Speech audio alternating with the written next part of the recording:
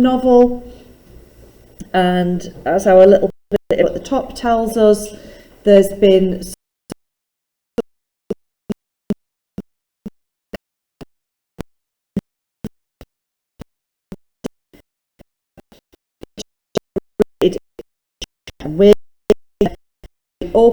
a reminder that what we always write at the top of any unseen is, how do I know this is dystopia? So I'm looking for all of the AO1 features of that genre.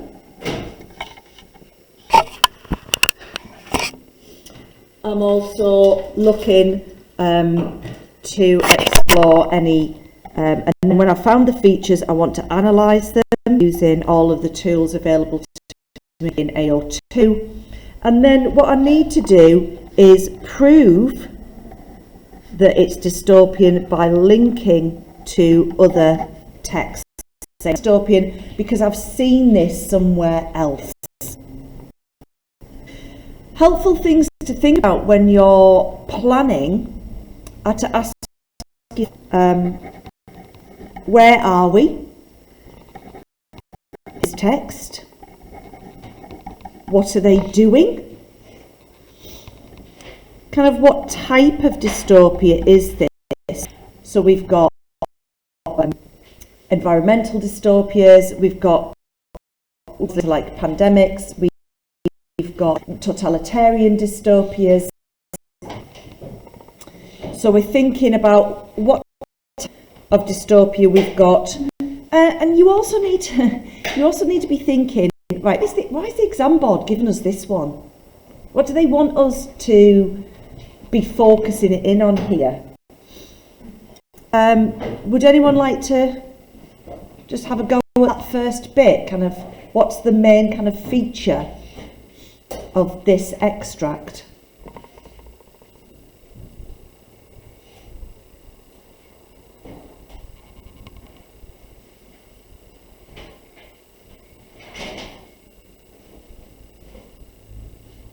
Is it the bit where they're all attacked by the tiger and then the aliens come? I think it's the bit where Bigfoot turns up, probably. It's probably the bit where Bigfoot turns up. Right, come on. Students at their end of year exam soon. Look in this dystopian extract. Ava? We've got a group of survivors that are overly reliant on technology, and is that going to help them? No, because the population has been wiped out. So in that way, you're kind of looking at almost ordinary people thrown into a pandemic. How are they coping with it? Or rather, not coping with it. Okay, so let's just go through and see what we are now to move that out of the way. After the end came the beginning, and in the beginning there were 8 of us, then 9, that was me. Oh, I hate it when I do that. I get it just perfect, and then simply by trying to fix the focus, I knock it out.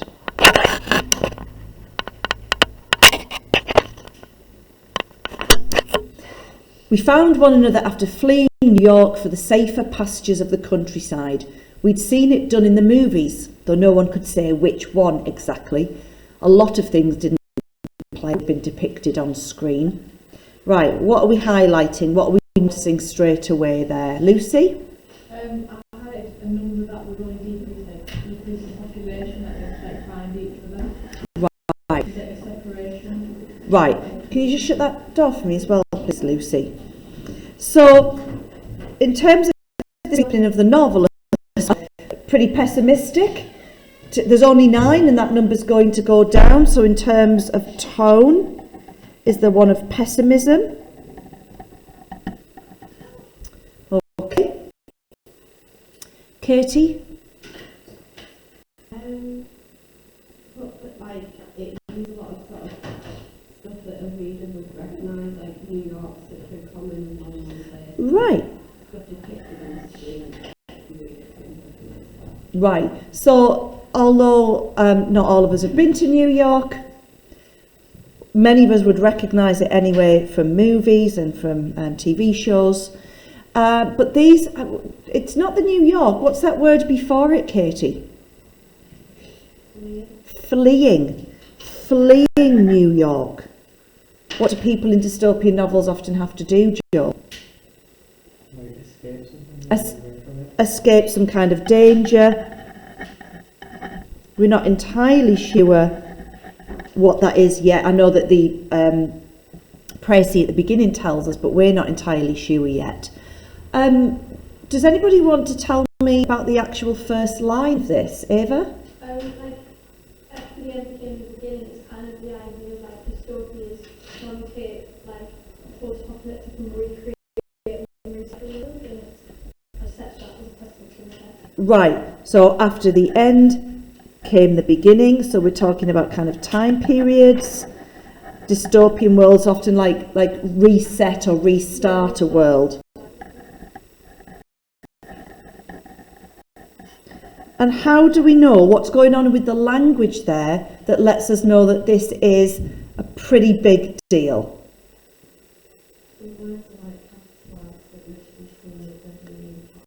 Are capitalised, that's right. Go on. And in the beginning. Oh, it feels like the Bible. Sounds like the Bible. After the end came the beginning. In the beginning. So those biblical overtones. Like this is a big deal about the start of a new epoch or era.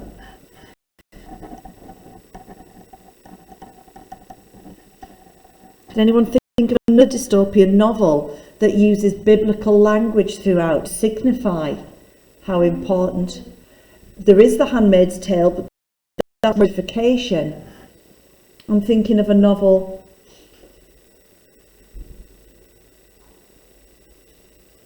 about a father and a son in the road.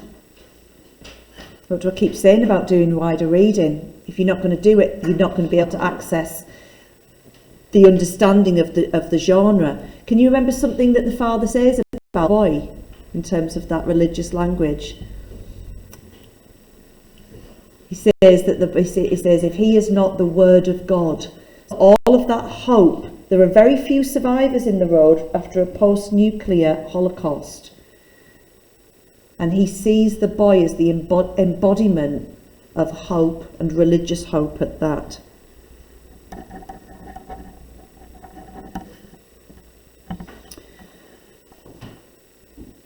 What about safer pastures?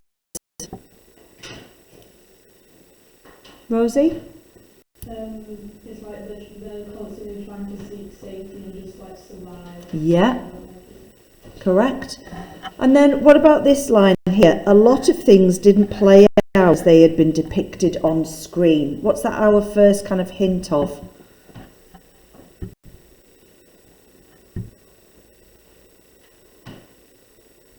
Millie? Yeah, like the false expectations, like reality and like how they can experience things. Yeah.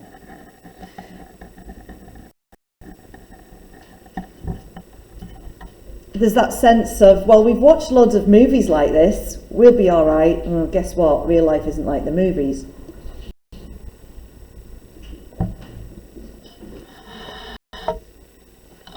So let's learn a bit more about who these people are. We were brand strategists, human resources specialists, and consultants. Tell me about that, Rosie. It's like how they're describing it, it's making them sound like really important, but that succumbs to nothing because they don't know what they're doing. Right, okay. These are not shop workers, they're not even teachers. These are people with, I mean, what's a brand, I know, but like what is a brand strategist? What is a human resource? They all sound a little bit exaggerated, so they're important, but kind of not really. You know how I'll sometimes talk about how in a poem there'll be like a line that makes you like unlock the poem. I think in this extract, what's happening here is summed up really nicely. We didn't know how to do anything, So we Googled everything. Could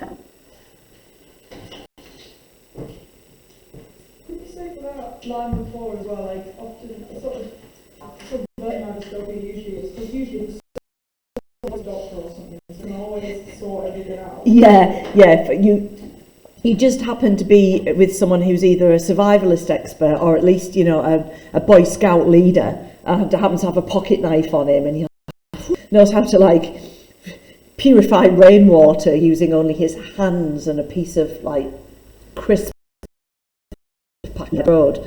So these really are people who are unprepared for this scenario. So in a way that's quite refreshing, isn't it? And it also does link with that idea, a number that would only decrease, because like, look at us, we're useless. We Googled how to survive wild, which yielded images of poison ivy, venomous insects and bear tracks. That was okay, but we wanted to know how to go on the offensive. What's going on there? Is that hinting at anything?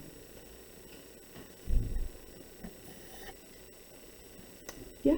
Like, suggesting that there's, it's not a matter of just like, oh, we need to go on hunt for food or anything, like, there's something else that they have to be up against. Yeah, it suggests that actually surviving isn't going to be enough. They need to be to do something else. And actually, if we think about the careers of these people, you know, they're like achievers, aren't they? They're like they have these careers where, but we needed to know how to go on the offensive against everything.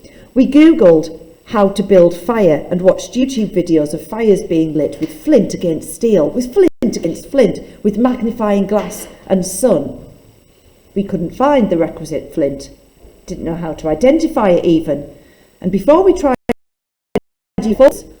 someone found a bic in a jean jacket. Talk me through that little scenario there. What's been happening?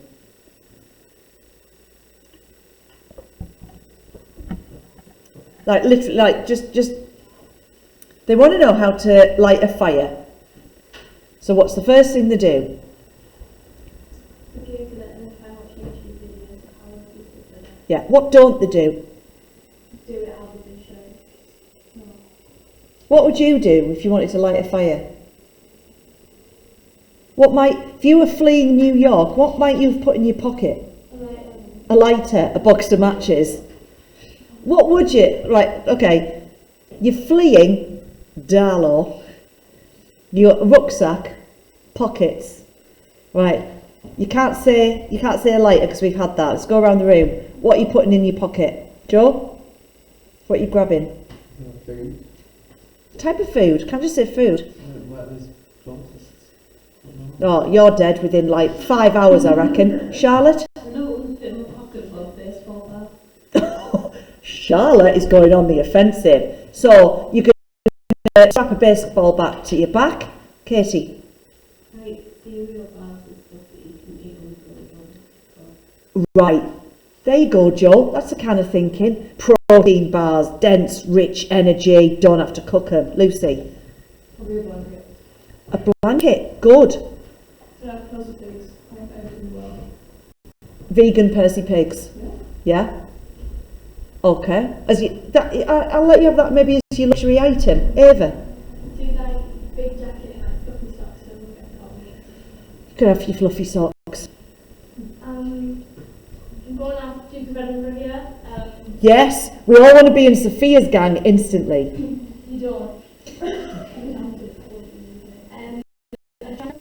Which is like a thing Yeah. to like make food in. Yeah? But then I'm actually not sure how to where you get the food from, so. All right, because Millie's going to be in a gang as well. What are you taking, Millie? A jacket. A jacket? Like a big, like, so. Yeah. But you're good at the whole camping thing, aren't you? No, none of us have. None of us have been in the wild.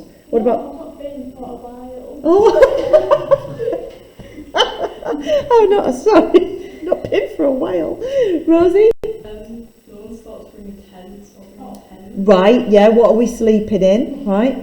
Okay. Parable of the Sower. Did anybody read that? Oh, why did you bring up with give us some stuff, guys? No. Did anyone read Parable of the Sower? So Lauren, in Parable of the Sower, has been preparing for an event, not like this with the flu, but she's been living in a very politically, economically unstable environment. She's living in a gated community. So what she's been doing for a couple of years, she's been reading books about, like, you know, foraging, what you can eat in the wild. And she's also she's got a bag that she's got ready to go. Now, sadly, when the compound she lives in is overrun, that bag is stolen. But here we could bring in Lauren as a contrast.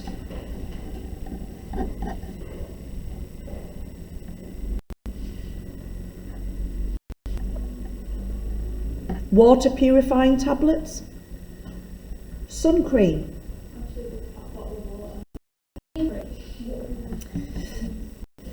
What did Emily say when I asked her this? Cling film, because you can collect rainwater in it. First aid kit, anybody? Antibiotics? Yeah. What they haven't done, they've done all the Google stuff, almost like it's their default setting. Don't know something, Google it. What they haven't done is check anybody's clothes, and somebody's brought a lighter. The fire brought us through the night. I thought it was a pen at first as well. You're not alone.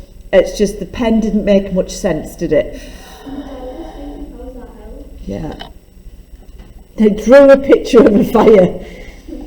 We stockpiled bottled water and exfoliating body wash and iPods and beers and tinted moisturiser in our stolen Jeeps. This extract is asking us to think about adaptability and survival. What are we seeing here that's letting us know that they're starting to adapt and survive? Are we seeing any fact? Well, yeah, so the tinted moisturiser,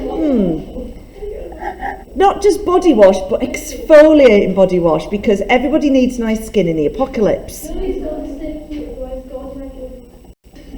But, Joe, what do they also go for?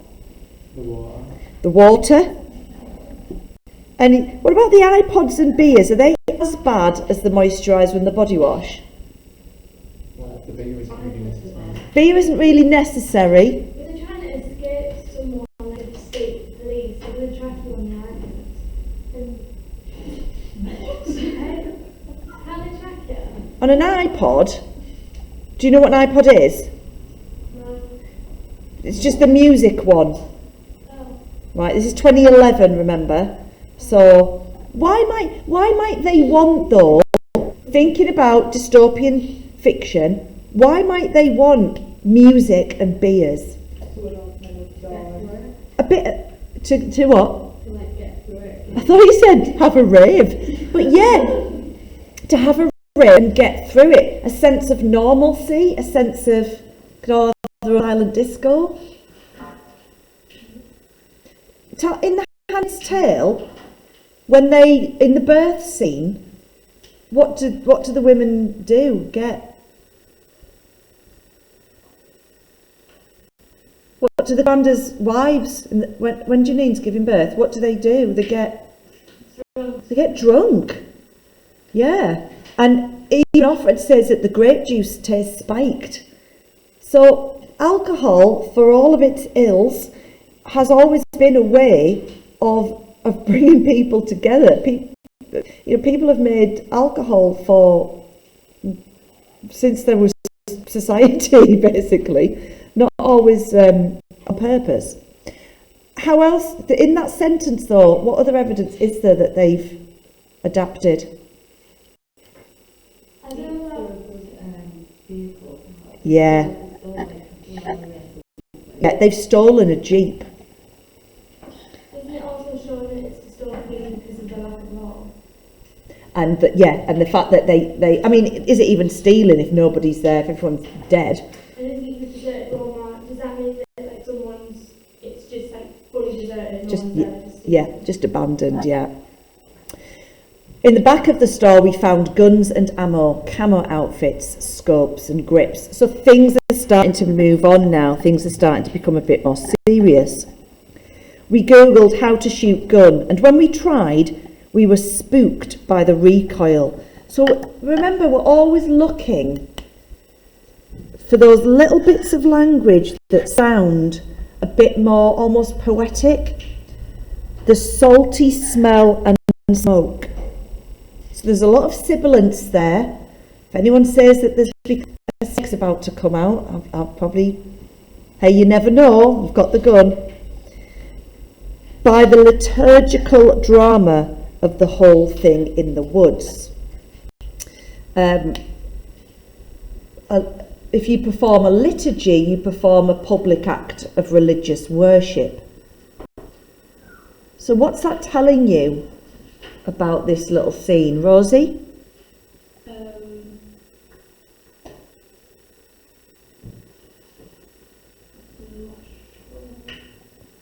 Like trying to think that religion might help them, maybe. I don't think so.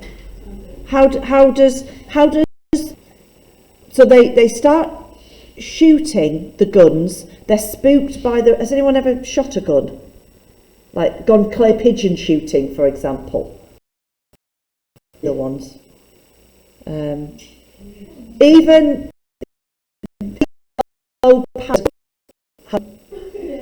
there's quite a recoil. If you think about what the gun's doing, it's powering out a bullet.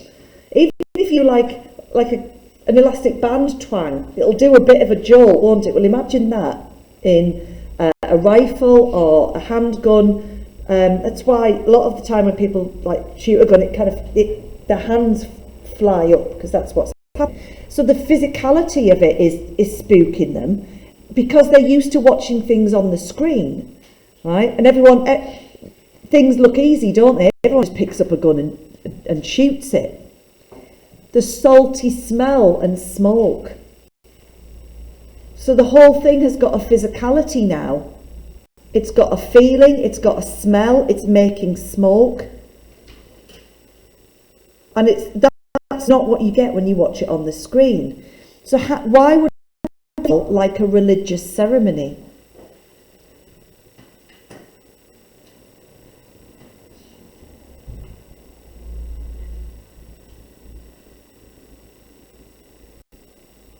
Or why has the writer suggested that it might feel like a liturgical drama? Maybe because it brought them to realise that the expectations were like incorrect, and then maybe becoming aware that Google or YouTube or whatever isn't reliable to. I'm not sure. So is it something about their beliefs changing and them having to adjust the way that they've thought before? But actually we loved to shoot them, the guns. We liked to shoot them wrong even, with a loose hand, the pitch forward and the pitch back. And then there's another use of a list here, and another example in this list of how they're adapting. Under our judicious trigger fingers, and judicious means making a good choice. If you think about the judiciary system, it's there to arbitrate and make good choices. So let's look at this list of things that's being shot. Starts with beer bottles, then a Vogue magazine, then a chia pet, then a sapling, then a squirrel, then an elk. What's happening in that list? It's you, Joe. What's happening? It's getting bigger and bigger, the things are shooting. The things that are being shot are increasing in size. That's one thing. What else is changing? There's a difference between a beer bottle and an elk. An elk's alive. So what's that showing you about our survivors? Their confidence. The confidence is growing. Why? Now again, Lingmar could have just written magazines. Why Vogue magazines? Because Vogue has quite a high value on like appearance, and they obviously value it with the tint of moisture. So it's really like they're falling out of their vanity than to survive. That's a lovely idea, kind of shooting, killing off their old vain ways. Vogue also contains faces. So maybe it's, no, Ava, your idea is spot on, I really like it. Chia Pet, do we know what that is? What is it? You can have lots of like Bob Ross and look. Yeah, they're little figures. I think they started off as like little animals, and you basically grow the chia seeds and it grows fur, hair on them. But now that I've heard that there's a Bob Ross one, that's basically life. For our wedding, someone bought us the Bob Ross board game. It's a lovely game. So they're getting used to shooting things that are becoming more alive, right? Oak saplings. Google would not last long, neither would the internet or any of the infrastructure. But at the beginning of the beginning, let us brag, if only to ourselves in the absence of others, because who was there to envy us, to be proud of us? Right, what's being emphasised here then? A common theme in dystopian fiction. Isolation, yeah. Right, where could we go for other texts to talk about isolation? You're not allowed to say Handmaid's Tale or 1984.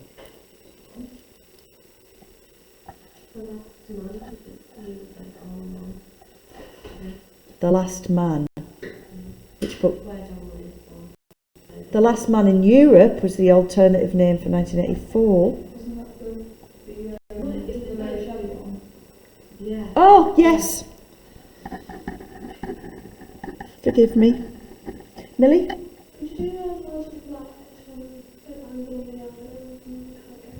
Yeah, I mean, Lord of the Flies isn't a dystopian novel by rights.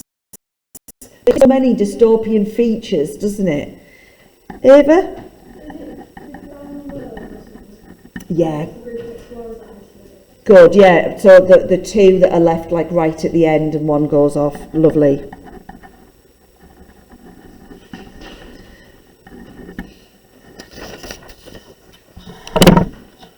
I love this next line. Our Googling's darkened. What a great line. Turned inward. We Googled Maslow's pyramid to see how many of the need levels we could already fulfill. The first two. We Googled 2011 others, hoping to find others like us. And when all we found were the same outdated, inconclusive articles, we Googled 7 Stages of Grief to track our emotional progress. We were at anger. The slower among us lagging behind at denial. Right, what's going on in that little section there? What's that telling us about our characters? So Ava suggested that they're maybe moving away from their vanity, but what mindset are they still in here?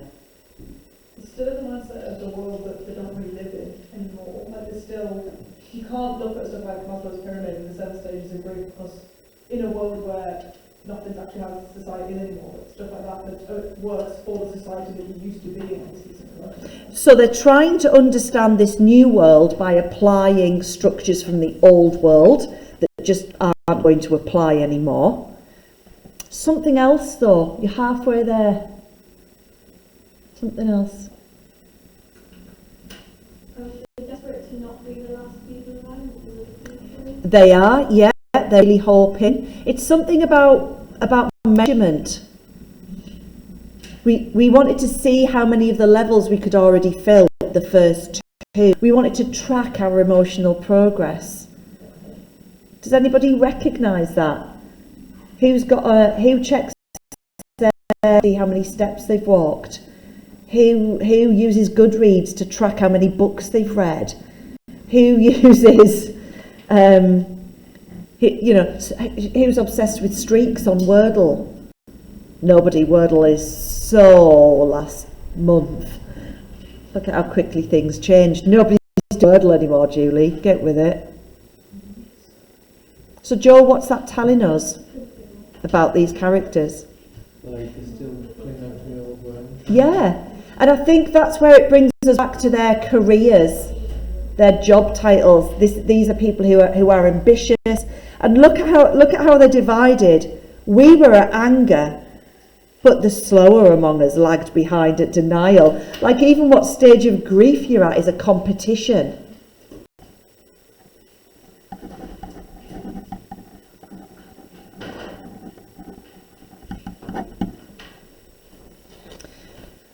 Right, so that's an interesting observation, Julie. What's that got to do with dystopian fiction?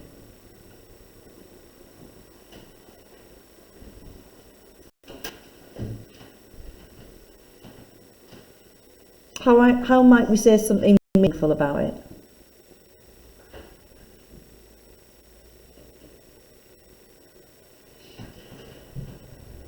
Come on, Charlotte. Is it because there's like always got to be some form of like hierarchy? Mm-hmm. Yeah, I think that's a good response. That even in like a post-apocalyptic world, there's always going to be those people who start to try and like take power or see themselves as superior or better than others. What would be a good text to put with that? It's one that features the eating of an Alsatian. That's high rise. I hope that I'm inspiring you to go away and read lots over the summer, because I cannot impress upon you enough how much easier this part of the exam is when you have got a wealth of dystopian fiction to draw on. We googled, is there a God? Clicked, I'm feeling lucky. Directed to a hotline site. To me, that was just like a line out of Duffy's The World Wife. Did it not got that vibe? We googled, is there a God? Clicked, I'm feeling lucky, and were directed to a suicide hotline site. In the 12 rings it took for us to hang up, we held our breaths for someone else. Some stranger's voice confirming that we weren't the only ones living, despite Bob's adamant assertions. There was no answer. How might we describe the idea, is there a God, and we were directed to a suicide hotline site? And what's going on there in terms of AO2?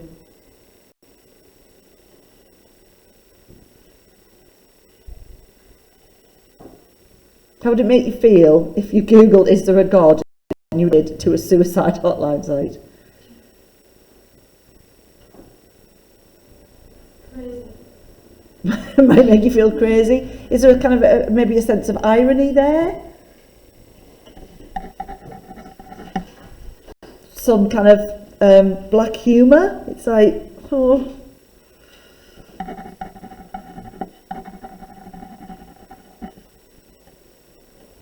Our final line, there was no answer.